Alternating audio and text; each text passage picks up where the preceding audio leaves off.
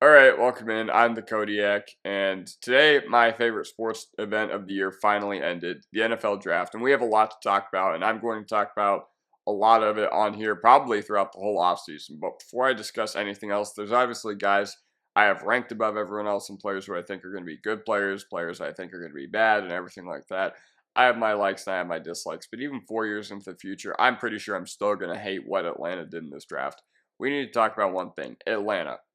Why? I mean, I just don't understand it. If you told me Penix was going to go before Odunze, I would have told you that you were hitting a crack pipe. And what's the reasoning for this pick? People in the front office knew how heavily it was going to be scrutinized.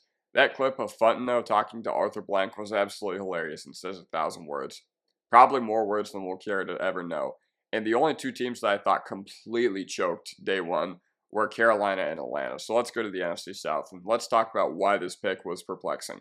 In Fontenot's press conference, he said that they wanted to follow the Green Bay model, but that doesn't really track. Jordan Love was pick 26, Penix was pick 8, and you had a chance to spend top 10 capital on a premier position after signing Kirk Cousins this past year and add to a roster that's already looking to be decently strong on the offensive side of the ball, especially with Zach Robinson this upcoming year running the offense and being their coordinator, and having Cousins with Pitts, London, and Bijan when you threw $180 million at him seemed like it was going to be wheels up, and Atlanta can take a relatively thin division. And for a team that had finally gotten out of Arthur Smith jail, I was looking forward to them being able to add to their roster because outside of the Chiefs, I want to see every team succeed. I'm just more a football fan in general than I am a Broncos fan, although Denver is what keeps me tied to the league and invested. But this was perplexing to me in all the wrong sorts of ways. Even as someone who hated J.J. McCarthy and the idea of taking him in the draft in the first, I can at least acknowledge that J.J. McCarthy would have been much better than whatever the Falcons cooked up on Friday or Thursday night by now.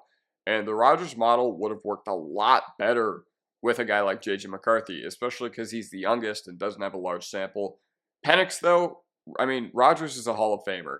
Cousins is not. Love was 20 when he was drafted. Penix is 24. I haven't even addressed this yet, but I think Penix was the worst out of all the quarterback prospects who got drafted highly. He's an older quarterback with a lengthy injury history who was an absolute disaster on the move. And he's an older quarterback, so he's unlikely to fix it at this point in his career. He can make a lot of amazing throws, and he was good pushing the ball downfield. And you can, watch my videos where I talked about Michael Penix, but I don't like my quarterbacks who stand like statues. Something that's equally insane to me is apparently the Raiders, Saints, and Seahawks all tried to get into the top 10 for him. And honestly, I can't even defend the pick. No joke, it might be the worst pick I've seen in the past 5 years. You paid Kirk Cousins $100 million, and I didn't even think about this until one of my viewers commented this a couple days ago. They tampered so heavily to the point where they're probably going to have to face some repercussions next year. I don't think they're going to lose a first or anything like that, but regardless, if you want to go quarterback, why not go JJ instead of the guy who's going to be closer to 30 than 20 by the time he's ready to play?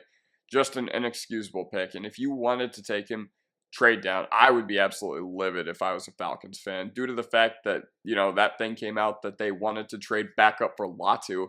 Well, you could have always taken Leatu Latu at number 8. Yeah, I don't know. I hate the message it sends both to Kirk and Penix. You're telling Kirk that you probably plan to get rid of him after 2 years because they can move on in 2 years with pretty much, everything regarding dead cap pretty much off the hook for 2027 and 2028. And you're telling Michael Penix that he might not even play until his, fourth, fifth year. And I feel bad for him having to watch 5 other rookie quarterbacks get picked as starters. And drafting a quarterback to develop a year or two is the fad right now. And you can argue it's worked well with guys like Mahomes and Love. And the Falcons probably aren't going to be drafting this high again for a while. I think they're going to be much improved with Kirk Cousins. And sure, it's not going to be immediate impact. And I get why they did it. They're investing into their long-term future at a premium position. But this team was not ready for a move like that.